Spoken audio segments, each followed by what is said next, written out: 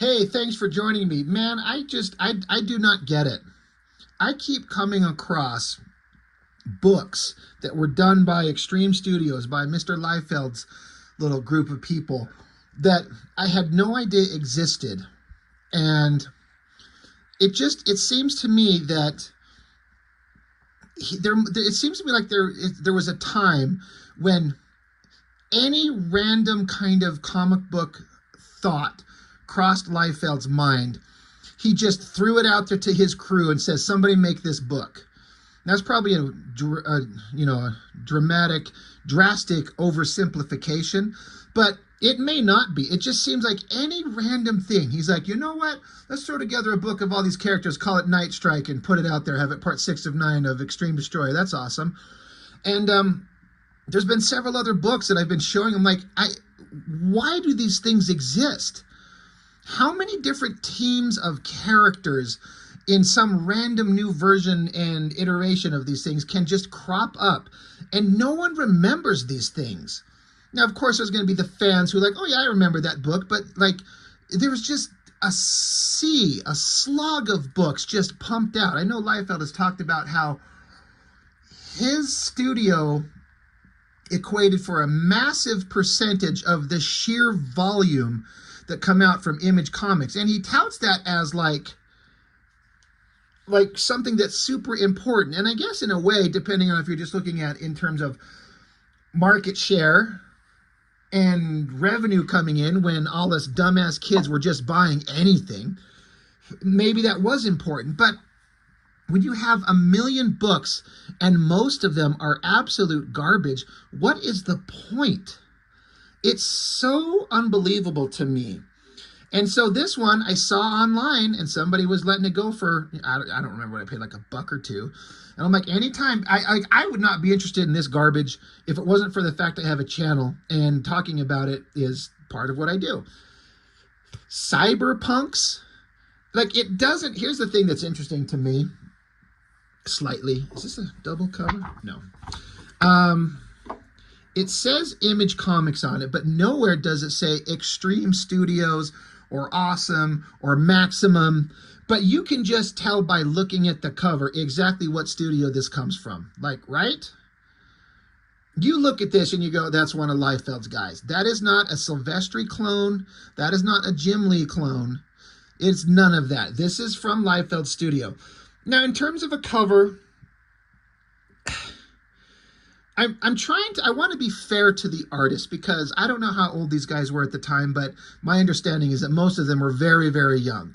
So they're young artists, and you don't get hired, and like, you can't be an artist and draw this and not have some skill. You clearly have some skill, but it's skill that's mostly based on like drawing from comics with no fundamentals in like learning how to draw real human beings. So you're drawing from comics and you're learning from Liefeld, and who's going to teach you how to draw comics at his studio?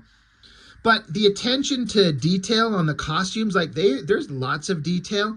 The posing, the positioning of them all is relatively good, I guess. You know, guy, girl, lots of detail, lots of tech. As a drawing by itself, I would be like, oh, that's kind of cool. But God, the cover's okay. It's just a bunch of guys sitting there staring at us. I don't know what would be a better cover, but given time, I could probably come up with something. But so creator, story, layouts, breakdowns, Liefeld, script by Robert Loren Fleming. I have no idea who that is.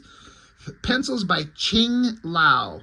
The name is familiar, but I don't know that artist beyond, I know the name, and I've probably seen a few things here and there. I don't know who he is and what he's done, and I don't know anything except vague familiarity with the name. Links, Larry Stucker, that's a name that I know. Colors by Christian Lichtner, that's a name that would definitely go on to be a hell of a thing. But, so creator, Liefeld, I'm like, he probably went and saw a movie. Maybe he went and saw that Russell Crowe, Denzel Washington movie, Virtuosity or something like that. I'm like, oh, the cyber world and virtual reality. Fuck yeah, we're going to make a comic. So he probably comes back to the studio and gets a couple ideas in his head and he throws it out there. Hey, somebody, I got this idea. It's going to be this, and it's going to be this, and have this happen. Somebody go make it. Again, I have no idea if that's how this goes. But I bet you it's not far from the truth. Another thing that's not good.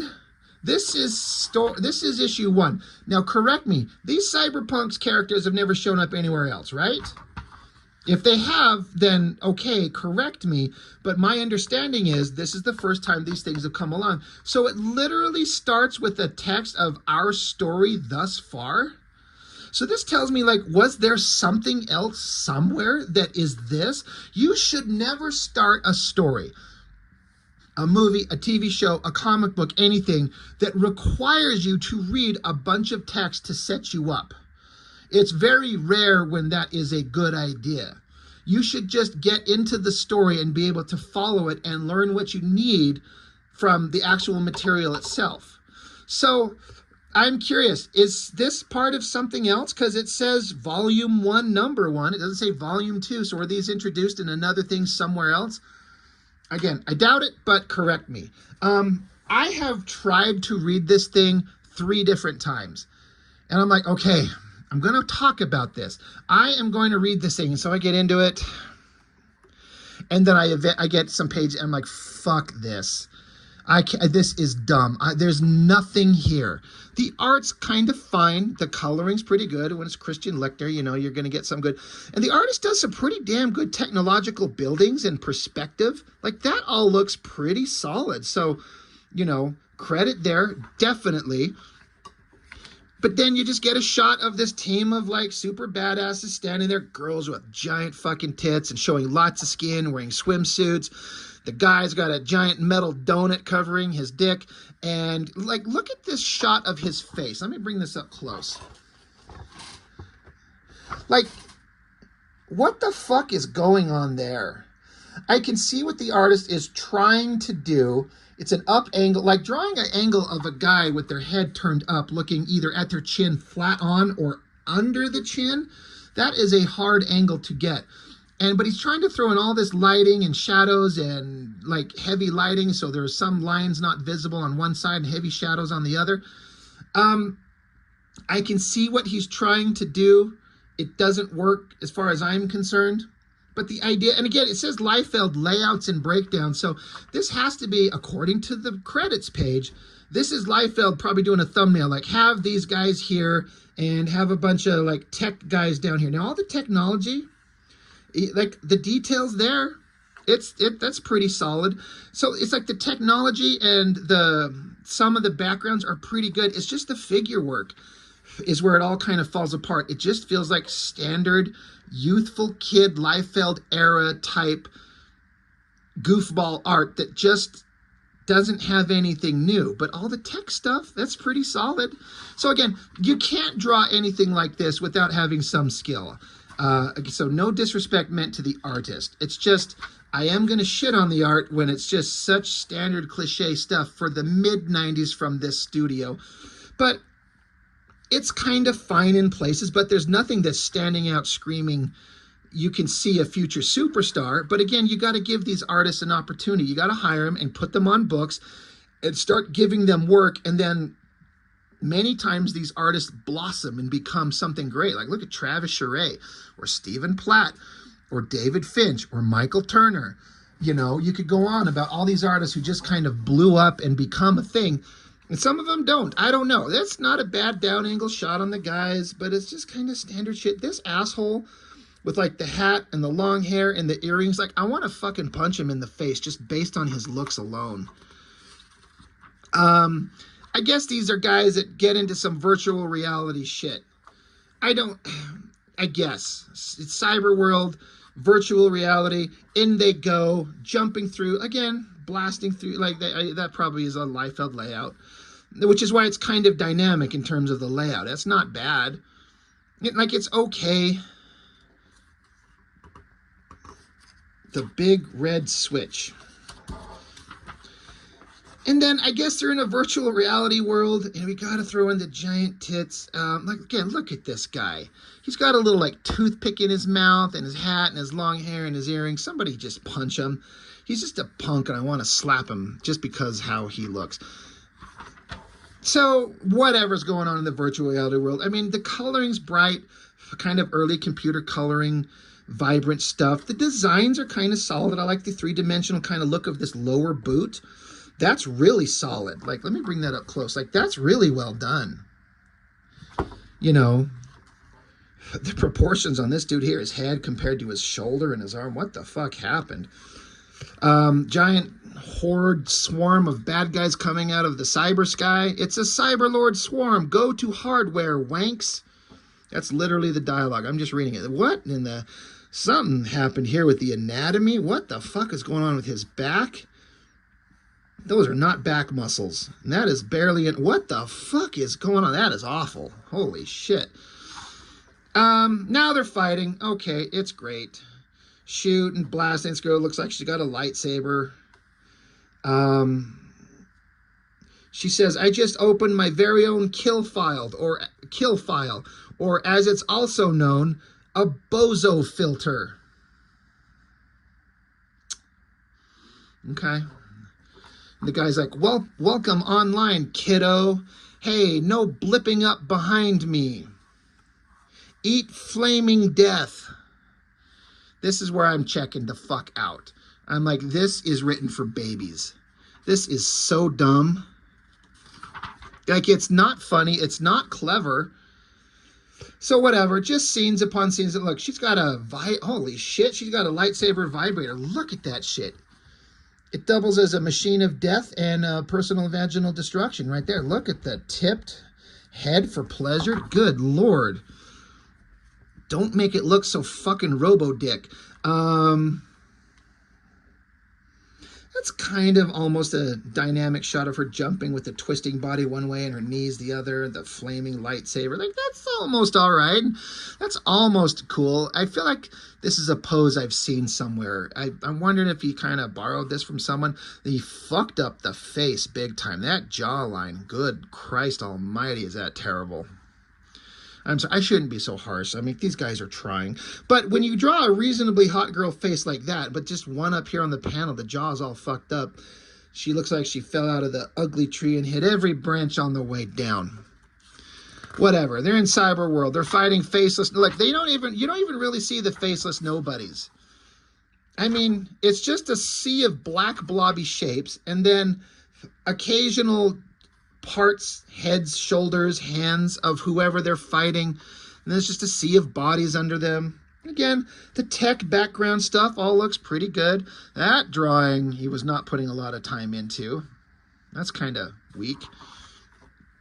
I gotta say, it looks like he actually referenced a real fucking hat. Thank you, Ching Lao, for looking at a real hat.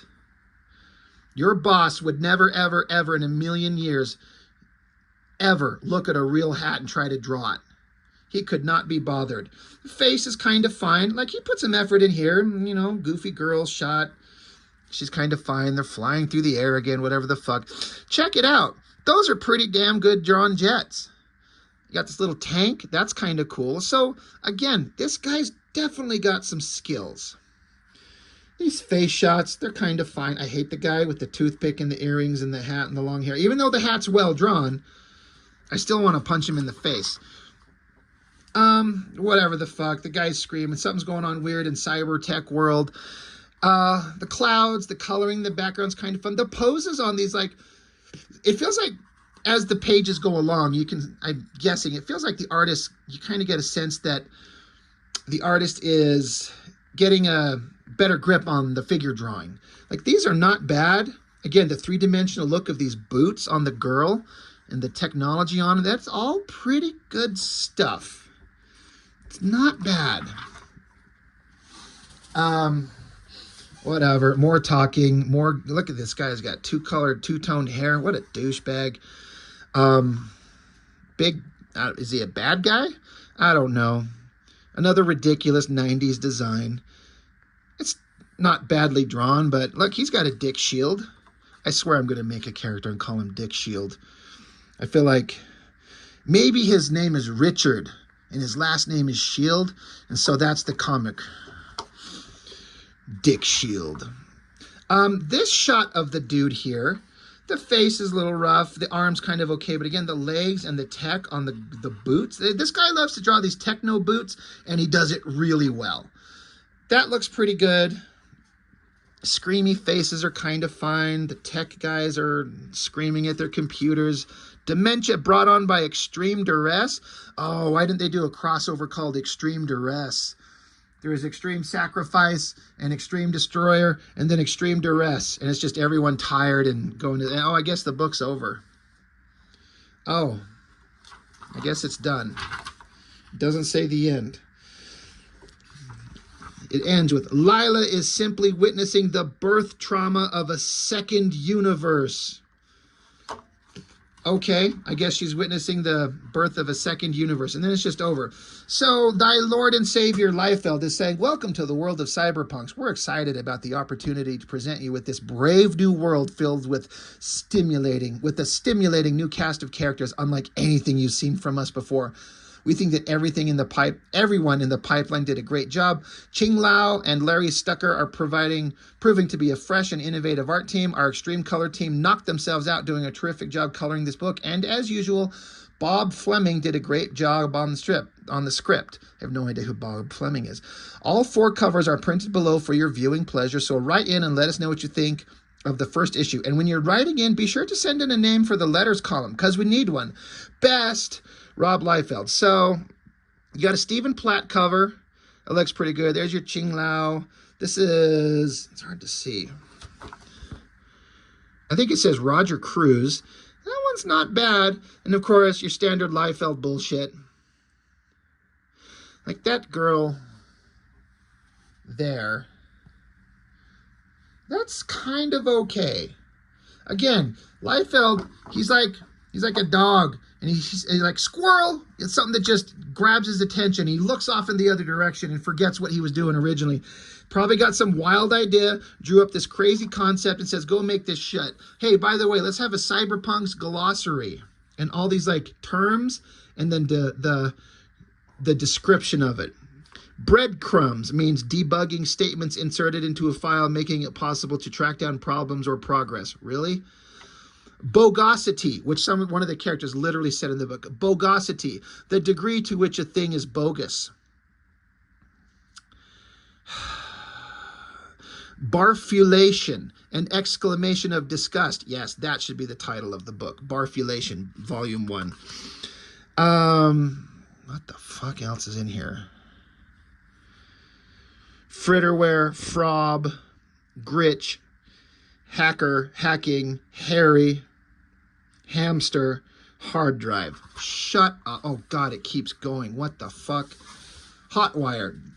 Jack in, Jaggies, Jacking off, Kavork. To abort a task being performed on a computer program from Dr. Jack Kevorkian, known as Dr. Death, for his practice in assisting suicides. What the fuck? Laser Chicken. Spicy Kung Pao Chicken, favored by hackers. Shut up. Login, the process of connecting to a computer program and starting to work. Shut up. Offline, not presently hooked up to the net. Wetware, wank. A clever computer hacker? I didn't know that. Techno primitives. This is so dumb. Anyway, barf, barf, barf. What the fuck? Cyberpunks. How would it be to have a studio full of artists and any idea you have in your head, you just like, hey, go make this. And you get it. I wonder if Liefeld will reintroduce cyberpunks in his modern Last Blood and Young Blood crap that he's putting out these days. That would be mind-blowing. I get him bringing Newman back in his Youngblood stuff. You think cyberpunks are going to show up? No. Watch next time, next book. It'll be right there. Anyway, we're done with this shit. That's all I got. Fuck off. Not you, but the book. That's all I got. Bye.